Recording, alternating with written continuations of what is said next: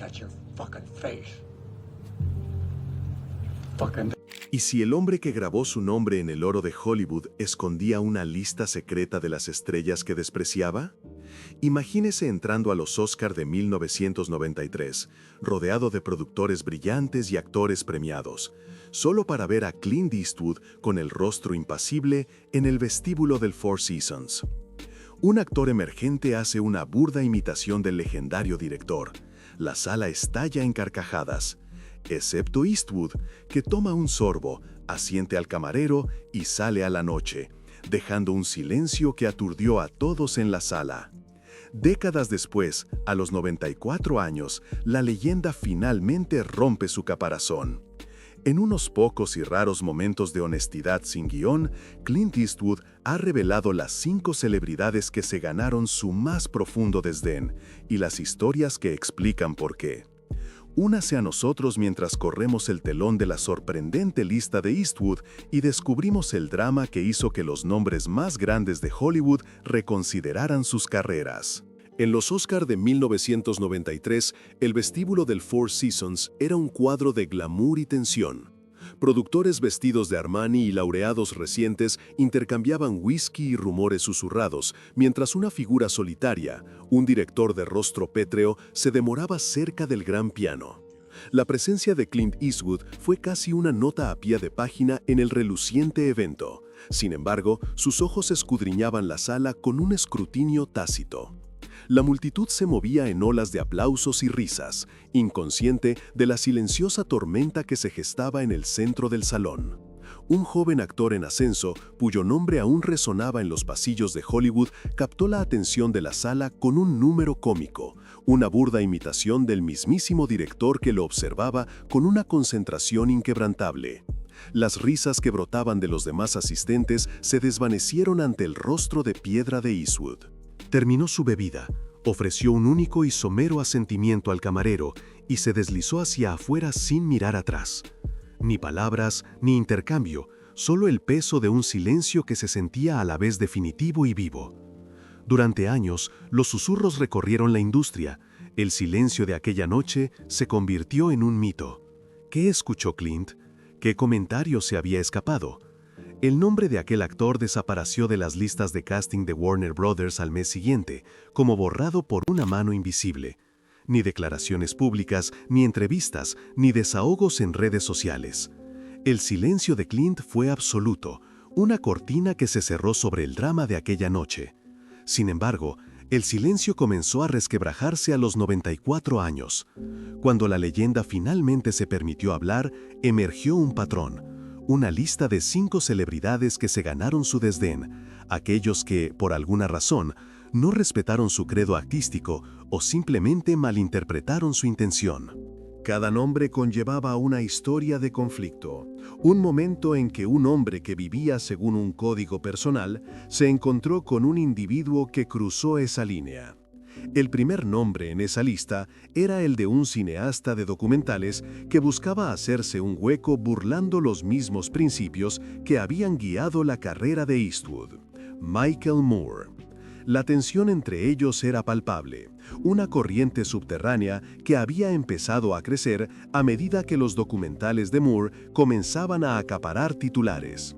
El escenario de los National Board of Review Awards en 2005 se convirtió en el escenario de una confrontación que definiría su relación. Clint Eastwood subió al podio y, con la compostura de un hombre que ya había visto las guerras del mundo, pronunció una frase que reverberó por todo el salón. Michael Moore y yo, en realidad, tenemos mucho en común. Ambos apreciamos los documentales, pero si alguna vez aparece en la puerta de mi casa con una cámara, lo mataré. La sala quedó en silencio, luego estalló en risas nerviosas y jadeos susurrados. Los ojos de Eastwood permanecieron firmes, no se inmutó, no suavizó su expresión, ni siquiera sonrió. Simplemente se quedó allí, una figura tranquila y desafiante, como si acabara de lanzar una advertencia a un fantasma.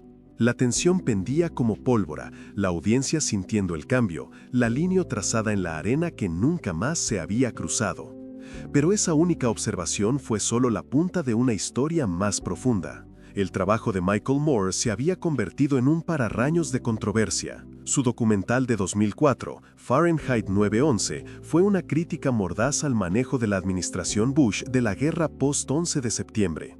Ganó premios, llamó la atención y atrajo la ira de quienes sentían que la película traicionaba el patriotismo estadounidense.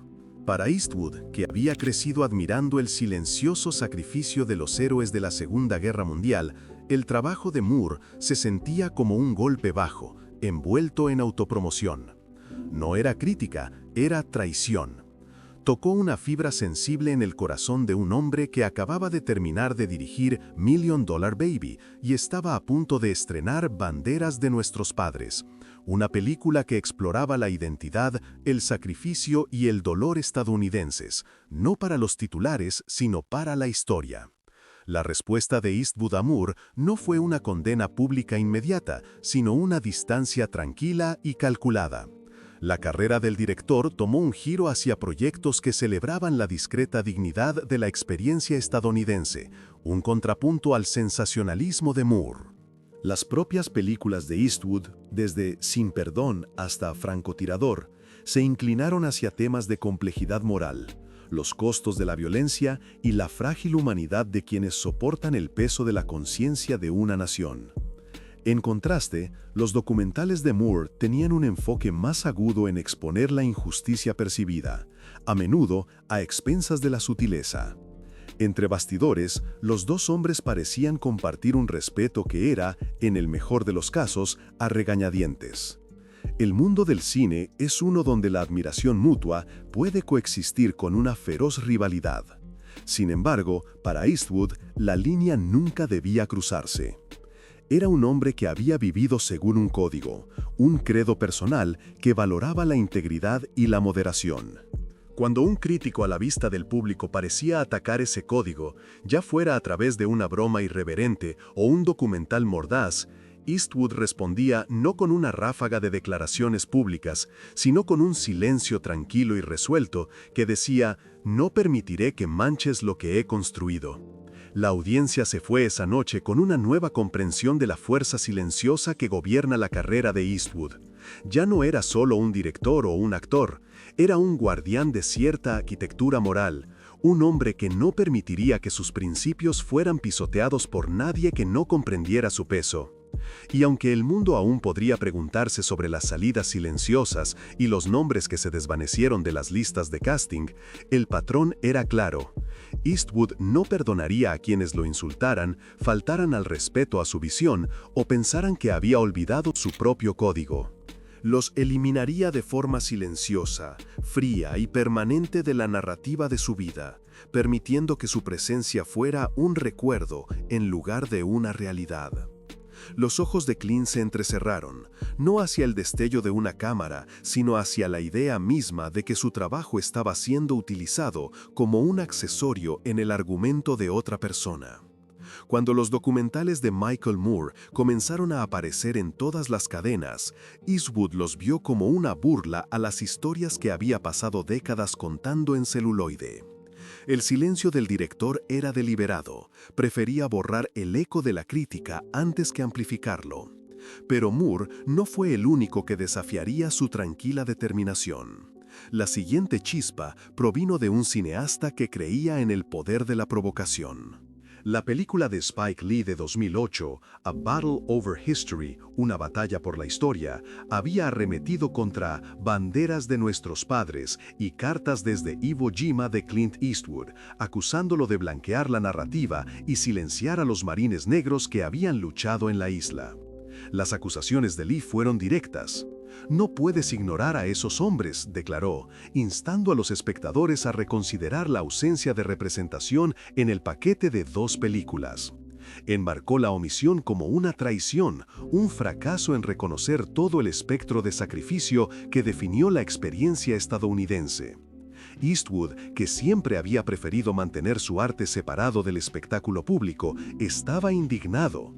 No respondió con entrevistas mesuradas o declaraciones diplomáticas. En cambio, replicó con una voz que sonaba más a una advertencia de la frontera que a una respuesta de un veterano de Hollywood. «Un tipo como tú debería callarse la boca», dijo, una frase que era tanto una negativa a involucrarse como una declaración de su propio desdén por lo que consideraba una intromisión en su territorio artístico. El intercambio escaló a los titulares, y la prensa de Hollywood, que hasta entonces había sido en gran medida neutral, estalló en un torbellino de especulaciones sobre una disputa incipiente entre dos titanes de la industria. Las repercusiones fueron más que un circo mediático. A raíz de la disputa, otros actores y directores intervinieron. Algunos condenaron a Lee por lo que vieron como una politización innecesaria del cine, mientras que otros lo aplaudieron por empujar a Eastwood a confrontar las lagunas en su narrativa. La conversación que había comenzado en un festival de cine se había convertido ahora en un debate nacional sobre la representación, la historia y las responsabilidades de los cineastas. A pesar de la intensidad de la discusión pública, Eastwood nunca aclaró sus comentarios en ninguna entrevista. Ese silencio fue un acto deliberado, una forma de decir que su trabajo era suyo y no debía ser diseccionado por voces externas. Mientras el mundo observaba este duelo de palabras, Eastwood ya se preparaba para un nuevo proyecto que pondría a prueba su paciencia de una manera diferente. En 2011, eligió a Leonardo DiCaprio para el thriller criminal J. Edgar. La elección fue un choque de épocas. DiCaprio, el actor de método conocido por su intensidad y compromiso con la verdad emocional, y Eastwood, el director experimentado cuya filosofía se centraba en la velocidad, el silencio y el control. En el set, la tensión era palpable desde el primer día. El enfoque de DiCaprio hacia el personaje implicaba profundas inmersiones en monólogos internos y ensayos que se extendían hasta la madrugada, buscando desenterrar capas que ni siquiera el director podía anticipar. Eastwood, en contraste, favorecía el estilo de una sola toma que había definido gran parte de su trabajo anterior. Quería capturar la crudeza de un momento antes de que el actor pudiera pensarlo demasiado. Los dos estilos chocaron como el aceite y el agua. DiCaprio, acostumbrado a diseccionar cada matiz, encontró asfixiante la insistencia de Eastwood en la inmediatez. Eastwood, a su vez, sintió que la meticulosidad de DiCaprio era una amenaza para el ritmo del rodaje. Lo que comenzó como un desacuerdo profesional se convirtió en una tormenta silenciosa que sacudió el set. Se cortaron escenas, se volvieron a rodar y se formó una profunda división entre las dos estrellas. Sin embargo, el choque en el set no fue solo sobre técnica. Fue una confrontación entre dos filosofías de la realización cinematográfica. Eastwood creía que el cine debía ser un reflejo honesto de la condición humana, despojado de adornos innecesarios. Confiaba en que sus actores aportaran su propia verdad al encuadre sin una guía constante. DiCaprio, sin embargo, sentía que la única manera de lograr esa verdad era a través de una preparación exhaustiva, una actuación de método que exigía la empatía del público y la paciencia del director. La fricción que surgió fue menos sobre el oficio y más sobre la forma en que cada hombre definía la autenticidad. El drama entre Eastwood y DiCaprio, sin embargo, nunca alcanzó el nivel de protesta pública que había tenido el incidente de Spike Lee. El silencio del director prevaleció una vez más, su desaprobación expresada a través de un estricto control del set en lugar de una declaración televisada. La audiencia que veía el estreno de la película no podía ver las corrientes subterráneas, pero quienes trabajaron junto a Eastwood podían sentir el eco de su decisión de mantener sus frustraciones en privado. Este patrón de represalias silenciosas se convirtió en un sello distintivo de la carrera de Eastwood. No se permitiría ser arrastrado a disputas públicas. En cambio, usaría su influencia y autoridad para eliminar discretamente la fuente de contención de su esfera. El patrón de confrontación y retirada silenciosa no se limitó a directores o actores. En la industria en general, la reputación de Eastwood como un borrador silencioso creció. Los colegas que se encontraban en desacuerdo con su visión intransigente a menudo se veían marginados, reemplazados o simplemente ausentes de los proyectos a los que una vez contribuyeron. Para aquellos que se atrevieron a desafiarlo, las consecuencias eran claras. La película, el presupuesto e incluso a veces su carrera podían deshacerse en una sola decisión. La industria comenzó a comprender que el código de Eastwood no era solo una filosofía personal, sino una entidad viva y respirante que gobernaba cada uno de sus movimientos. Y así, la narrativa de las relaciones de Clint Eastwood con las personas que se interponían en su camino se convirtió en una historia de poder, de arte y de las reglas tácitas que rigen el mundo del cine.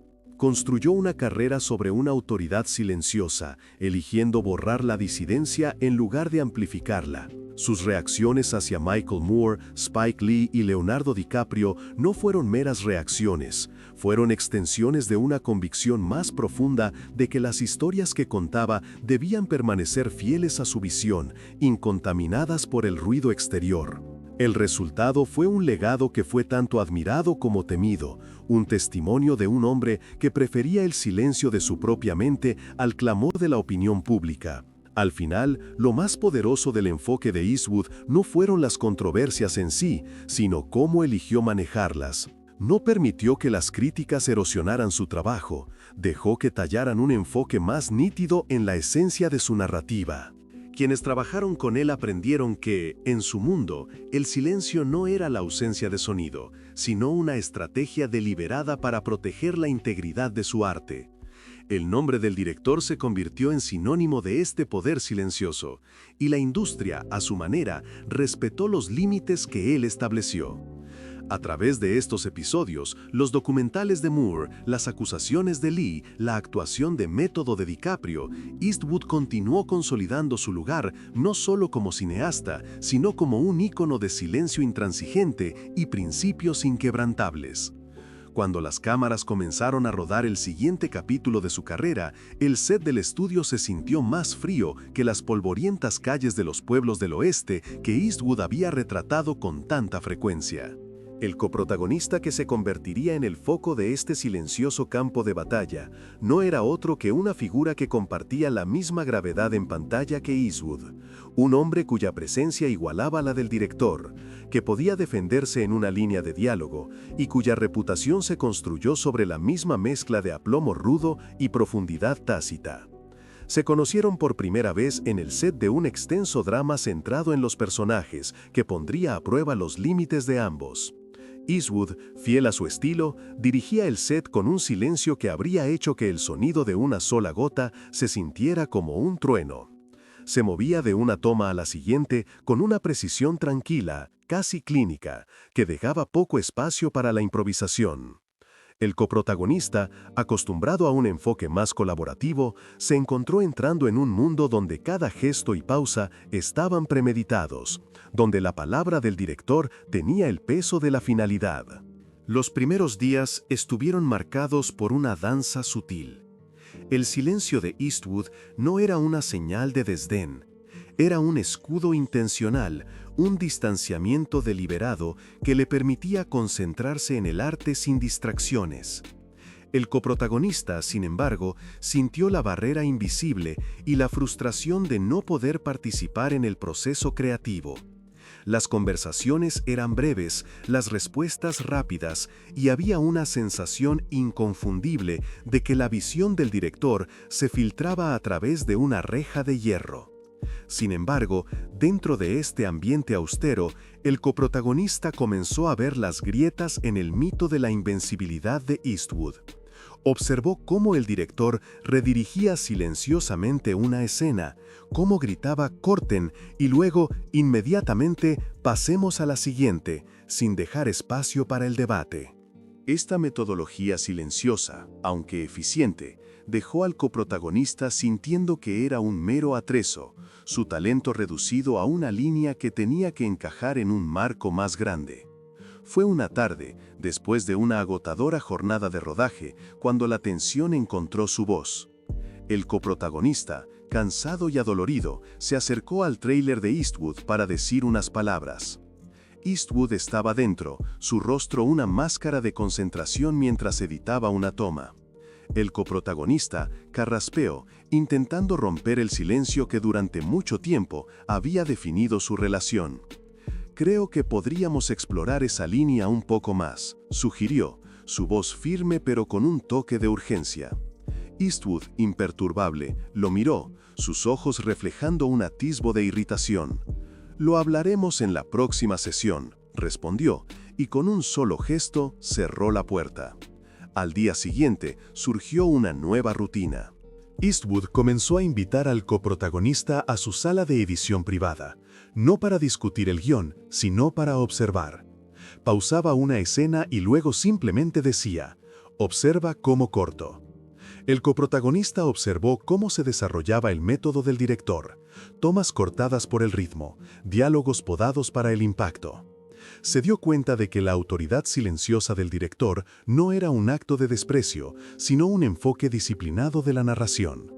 Sin embargo, a medida que los días se convertían en semanas, la frustración del coprotagonista crecía. Se le dejaba preguntándose por qué sus interpretaciones de un personaje no eran escuchadas, por qué sus contribuciones parecían ser anuladas por un guión que ya estaba rígidamente trazado. En medio de esta creciente disonancia, el estudio decidió filmar una entrevista promocional para el próximo estreno. Eastwood, siempre el maestro del silencio, aceptó una breve sesión frente a la cámara. Al coprotagonista, en su papel, se le pidió que respondiera una pregunta sobre el núcleo temático de la película. Dio un paso adelante, listo para compartir sus puntos de vista. La pregunta del entrevistador, ¿qué dice esta película sobre la resiliencia humana?, parecía inocua, pero el coprotagonista sintió el peso del momento. Comenzó a hablar, tejiendo una narrativa que resaltaba las luchas internas de los personajes, los matices sutiles del guión y la profundidad emocional que, según él, transmitía la película. Sus palabras, sin embargo, no fueron suficientes.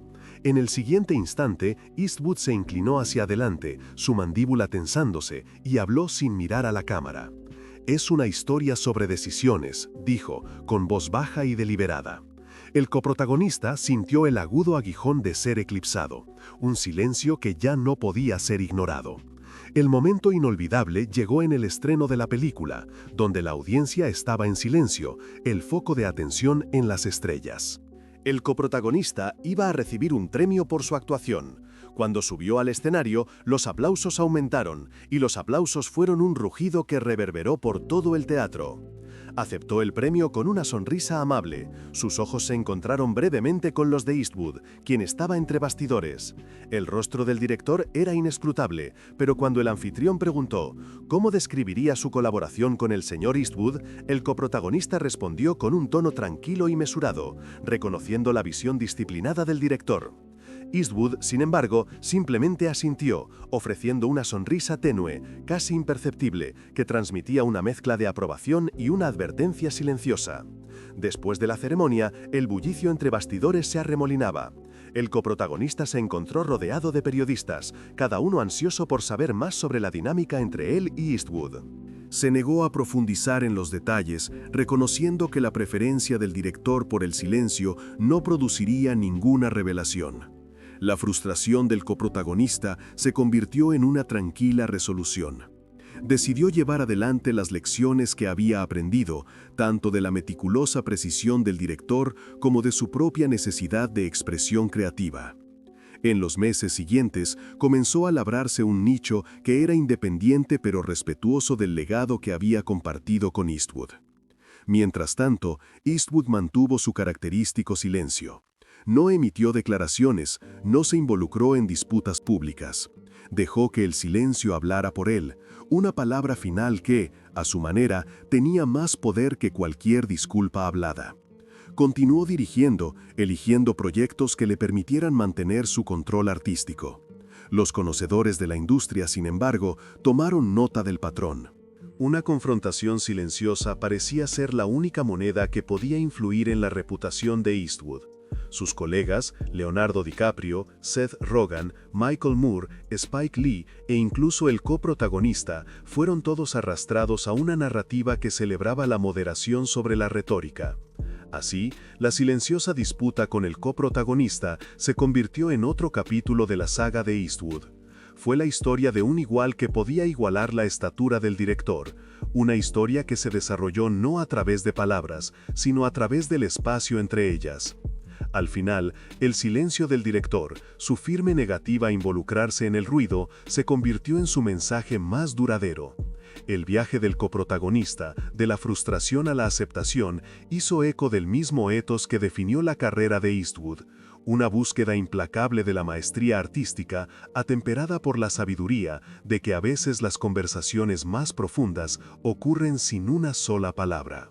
Sin Perdón llegó al estudio como una tormenta silenciosa, sus espuelas empolvadas y la luz solar amortiguada prometiendo una nueva visión del mito del western.